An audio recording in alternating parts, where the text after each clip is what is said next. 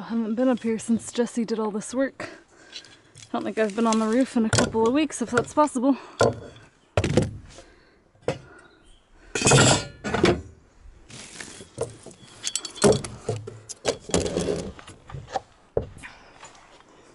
Sympathy for Jesse working on the roof for the past couple of weeks off and on. It's hot on that side. It's much cooler working in the shade, so here's to a good day. Hope we can be productive.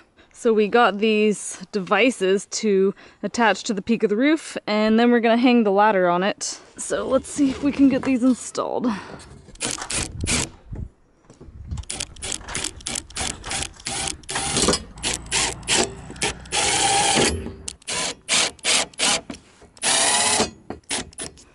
Time to test her out. Let's see if this is a big fat waste of time or if there's something to this madness. Probably gonna spend a portion of the day just getting a system, and then obviously once we have it, we'll fly like always.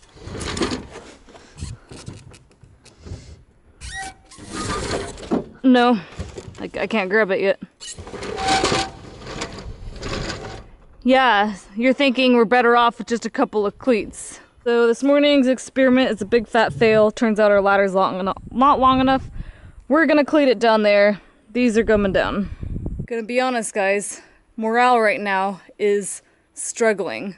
We feel like this roof project is larger than life. Jesse specifically is feeling fairly burned out in general. It seems that we can't beat the sun no matter what we try. Jesse spent until 10 o'clock last night just trying to make sure that right when we walk out of our cabin door, we can get on the roof and get to work. And more or less that's what we've done, except now we're finding like new challenges, like getting the ladder set up.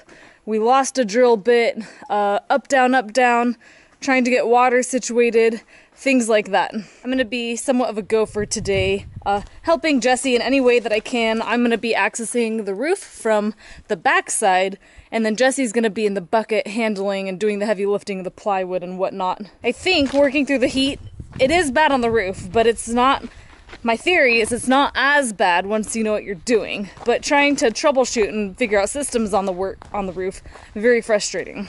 I filled up a bunch of Gatorade bottles with water. Jesse and I will both be working from the basket, so hopefully we could at least put down like 3 bottles of water before we need to come down. Also, a little bit of this Gatorade. We drank this a lot last summer. We're not Gatorade fans, really, but it does help. You can only drink so much water. It's just something a little bit different. In theory, it has electrolytes, and this stuff specifically doesn't have dye in it, which is why we buy it. It's not that we love the cherry flavor, but we don't want to be drinking red dye all day long. Deja vu, ready to go up? Ready.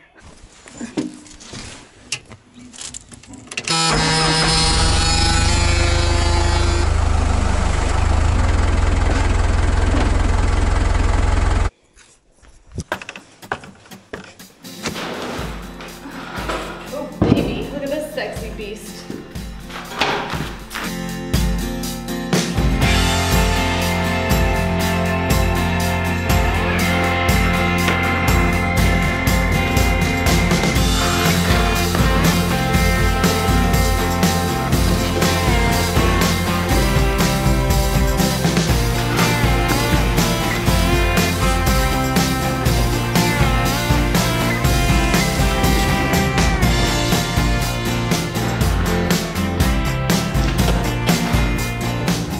That's good enough, yep.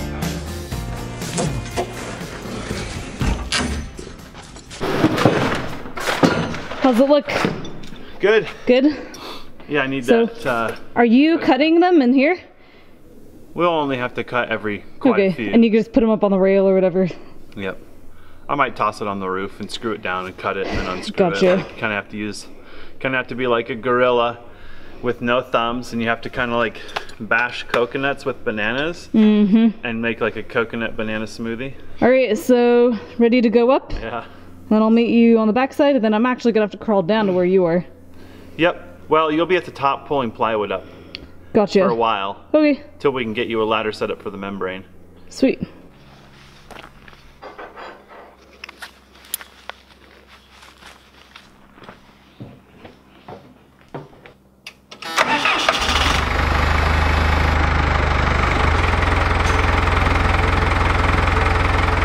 I smartened up, but I'm putting a bunch of water, gloves, cameras, camera mounts in the bag, so I only have to manage one thing going up instead of 20.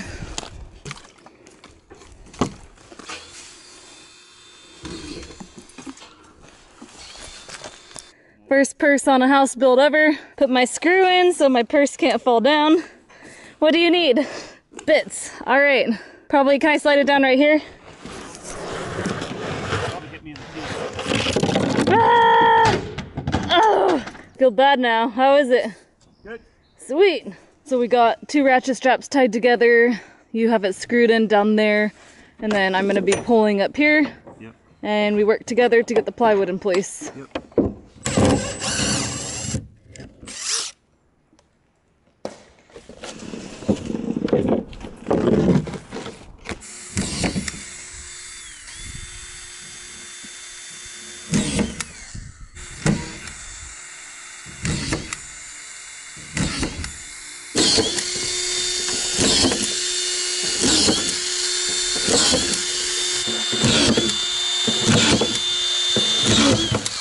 Here's our second full sheet coming up.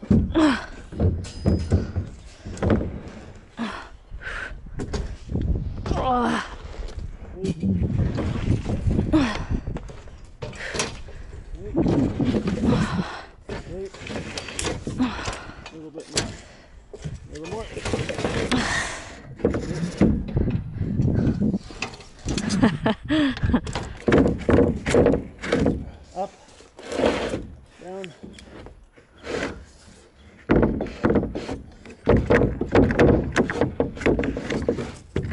Go.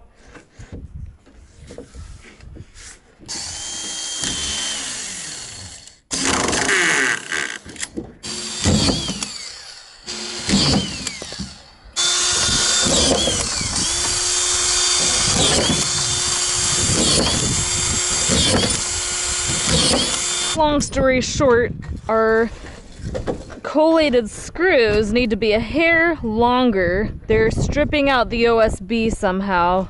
So the solution is to screw down our furring strips, even though they're already stapled down. So, double work a little bit, but hopefully it's not too big of a deal.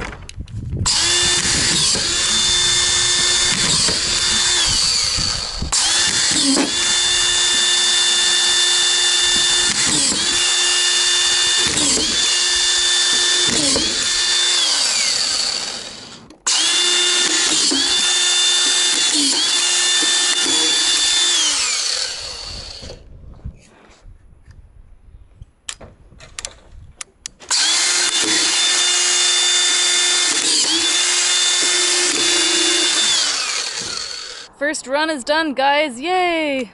Hardly in the mood to celebrate, but it's an accomplishment nonetheless. The first is always the hardest.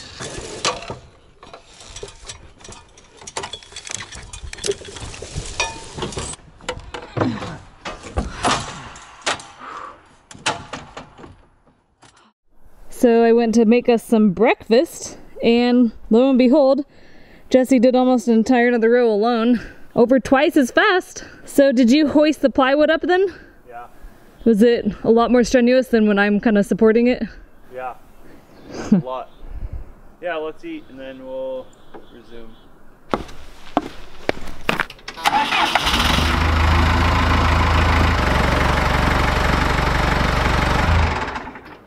During the hot part of the summer, we've been trying the idea of not working in the heat of the day. We've been trying to get up early and work in the morning, and then by the time that it's really hot and the roof is exposed to the sun, we find another activity to do, and then in theory, we resume working at night. But yesterday, we were trying to figure out like how to make the roofing project easier and feel like it's moving along a little bit quicker, and we came to the conclusion of maybe this whole working in the morning and evening thing isn't working out for us. Because in the evening, it seems that there's always a million things going on. So if we do anything in the afternoon, now we're fighting to be back on the roof at, say, 6 o'clock or whatever time. That also coincides with dinner. So now we either have to start working, even though we're starving, not eating until maybe 10 o'clock at night. And then if you eat at 10 o'clock at night, you feel like your food's not really digested. Then you go to bed, and you don't sleep well and you wake up late, which means you're not working early in the morning, you get the idea.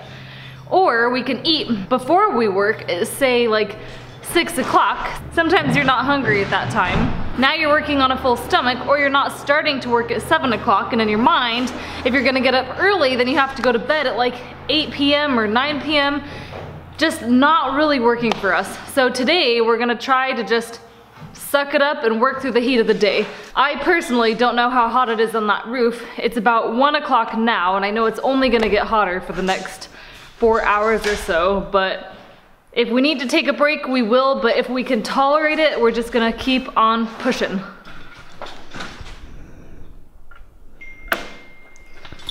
So we're gonna pre-cut all the plywood we need for the next few rows, right? Yep. Should be all the same.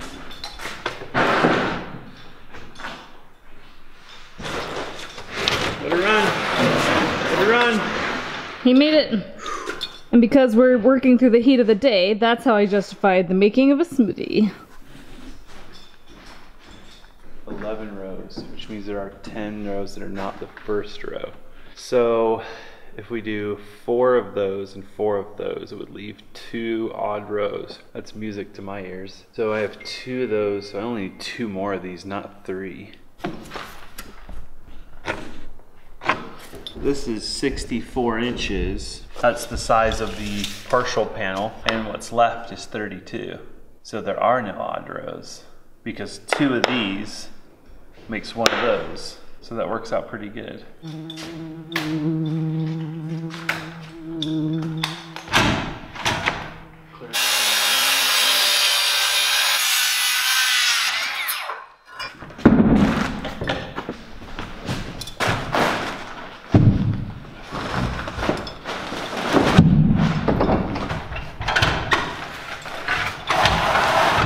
Clear? Yep.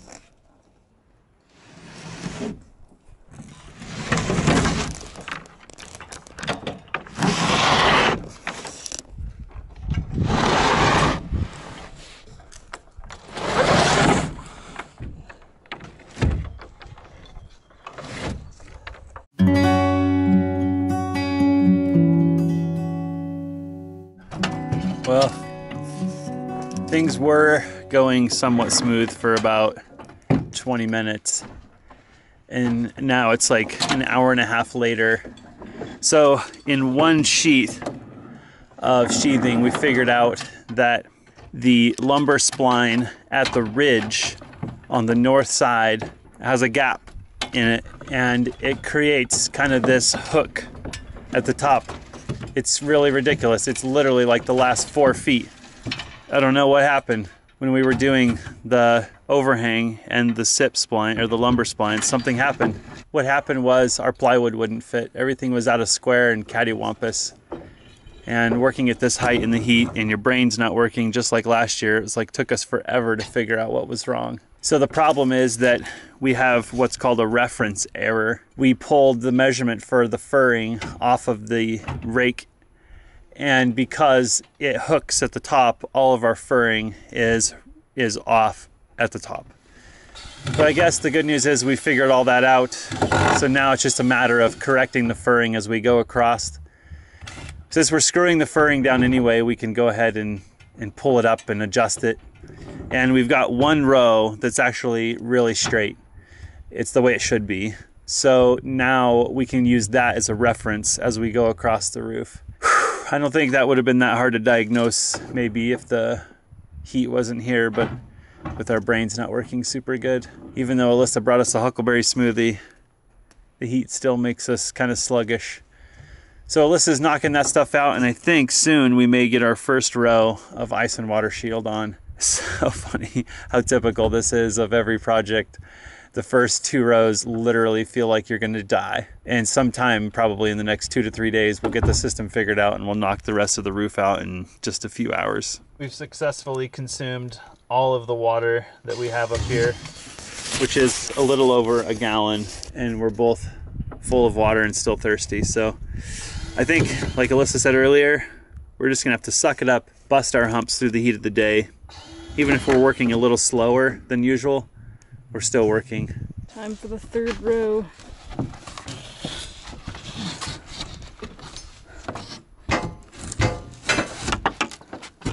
Is there a chalk line on that side? Chalk line, no. I had in my mind that we did chalk line these all done, but those are the ones we cut. I need to be chalk lining these things before I fit them up. Got it. Well, this side's prettier, so this side should be the top.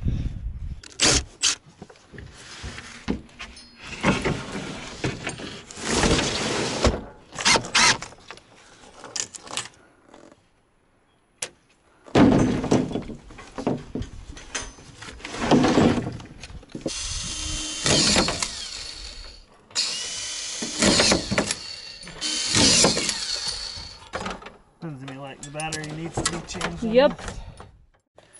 We were talking earlier that I think we should stop calling these safety harnesses. A harness can't make someone safe. And really, these are a disaster waiting to happen. But if something happens, you're better off having it on than not. I'm just making a vote that we stop calling them safety harnesses and we start calling them Plan B harnesses. Because Plan A is never to fall, ever need your harness. You don't ever want to test this harness. More importantly, you don't ever want to test that rafter plate. I think they're technically called a fall harness because the illusion is if you wear one, you're safe. And that is the biggest load up I've ever heard. Had opinions on whether or not we should cut the fir tree down on the other side. We have not cut the fir tree down on the other side. To this day, it still provides some shade. And when we're working over there, shade, the difference in production or productivity when there's no shade is like this. You can see it. There is some productivity there, but it's almost unrecognizable. And this is with shade, even if it's hot out. Yeah. We probably will cut it down in the future. I don't know when. But, someday. But right now, like it's serving our needs well. It's doing a good job, and it's survived all the abuse. In the last 15 minutes, a quarter of this roof has become shaded. Yeah, I noticed. 15 minutes. I'm about to change into my t-shirt. And that will boost productivity by 30 times. And I believe, like Bugaboo, he's cute and all, but during the day, I literally think he's just surviving. He's just trying to get by. And I feel like when you're on a roof, when we were on the ground in the moon dust, it was bad. And now we're 40 feet up. And this roof is just like a reflector. In fact, I feel like it's going to get worse when we put the membrane on because it's kind of a dark membrane. So it's going to soak up a bunch of heat, and it's kind of asphalt based, so it's going to be hot. Remember the PolyGuard after we put it on there? Yeah. You could anyway. So our little block and tackle system is working well. We've had no issues with that. We're going to try to get this 3rd row on, and then we can finally install the 1st row of drip edge, which then will allow us to install membrane. And that's what Alyssa was supposed to be doing all day. And all day, Alyssa's been doing everything but putting on membrane.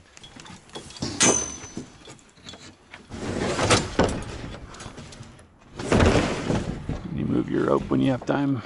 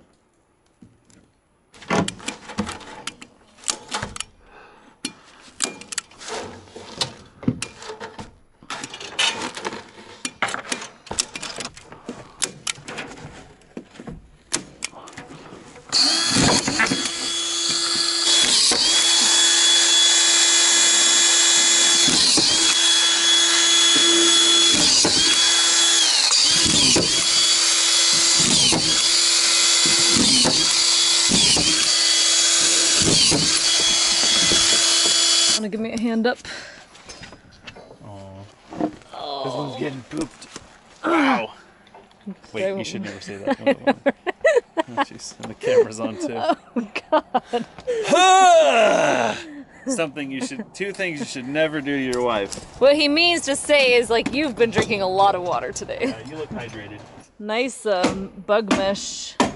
So this will clearly keep out flies and wasps. Not sure on ants, but ants probably shouldn't be going up there anyways. I would hope ants wouldn't bother, but what do I know? Probably have me hold one into this. Oh, this is so exciting. Nice. Oh, not nearly satisfying to look at. Oh yeah, that's satisfying. So we need to pre-drill this. We kind of want to leave that out because we want to tuck the cladding behind it. And then probably So our cladding will be like an L. Yeah, it'll be like 3 inches coming down here. And then an L. 12 inches Gotcha, coming okay. up the face. And then, so then the drip edge, the water drips down this onto the cladding and off the roof. Nice. So let's go ahead and put a couple screws. So we need to be over the rafters, or over the furring. So let's drill a screw, or drill a hole here. What's important is that you don't crimp the metal. We just want to hold the metal down. Good. Perfect.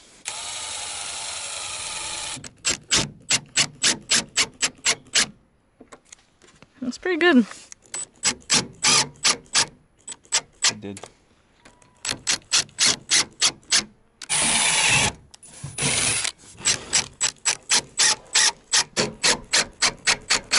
Time for the membrane.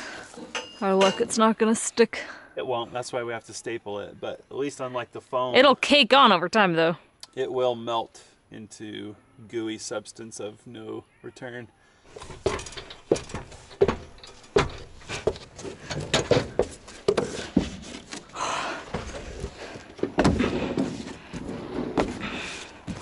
do you call that move?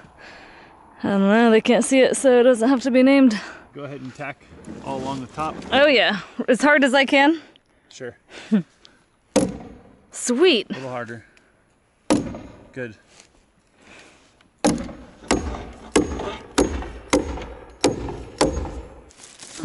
You got it? Yeah. Feels like I'm coming in.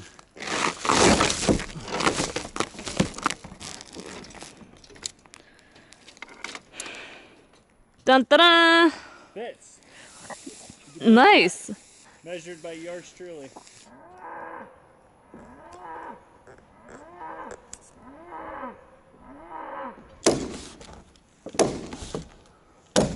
On our to-do list, Jesse wrote, buy a hammer tracker. So that's what I asked for at the hardware store. Blame it on Jesse. A hammer tracker? Oh, is that like a board stretcher? We live in the modern era where you can track your tools, so I'm surprised they didn't give you a hammer tracker. Right? With this gray underlayment, or whatever it's called, it's gonna be a really good preview of what our gray roof is gonna look like. I think they're almost identical in color.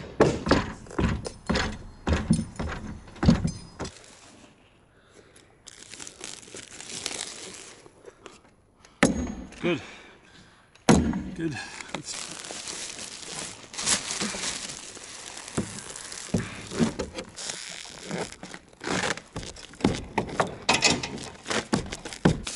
Oh yeah. Can't believe how much static's in this stuff. Crazy. Woo! Sexy.